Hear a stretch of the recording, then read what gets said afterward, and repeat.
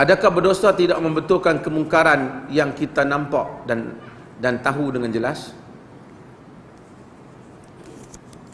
Kita nampak dan kita tahu ni mungkin ada beza. Kita tahu tu, kita nampak ni, man ra'a minkum mungkaran, siapa yang nampak, dia nampak depan mata, maka kita kena ubah mungkar. Tapi mungkar tu kita nak kena ubah, nak tengok dengan kadar dia lah. Kadar dia, maksudnya macam kita syarah dululah kan. Kalau kita ubah mungkar tu, kalau berlaku lagi mungkar yang lagi besar, kita tak ubahlah. Kita nak elak mungkar lebih besar. Tapi kalau kita mampu, anak kita buat mungkar, isteri kita buat mungkar, orang yang kita mampu tegur mungkar, kita hendaklah menegur kemungkaran. Kita tahu, tahu ni mungkin orang bagi tahu, mungkin betul, mungkin tak betul. Benda yang tak pasti kita tak masuk campur.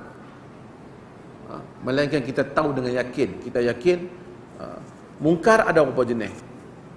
Ada mungkar yang membabitkan soal individu. Ada mungkar yang membabitkan soal bahaya orang lain. Mungkar individu ni kita kena tengok lah. Zina, minum arak, nampak kita tegur. Tapi mungkar yang membabitkan bahaya orang lain, merompak, pencuri malam,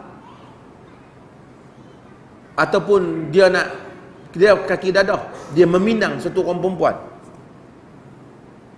kita tahu dia ni dadah, kita tahu dia minang. Lepas tu orang main tanya kita, dia meminang anak saya. Dia kata sebenarnya saya kena bagi tahu dia ni isap dadah.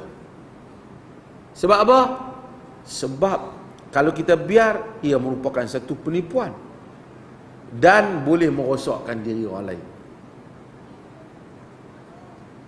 Tapi kalau mungkar diri dia sendiri, dia ni kita tahu mungkin kaki minum arak ke apa, kita tegur masa tu lah. Kita tak payah duduk ikut 24 jam.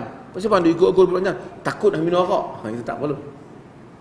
Tapi kalau dia seorang perompak, polis kena ikut dia. Kerana rompakan bukan soal diri dia saja, dia membabitkan bahaya orang lain. Ini agama cuba bezakan antara dua hal ni.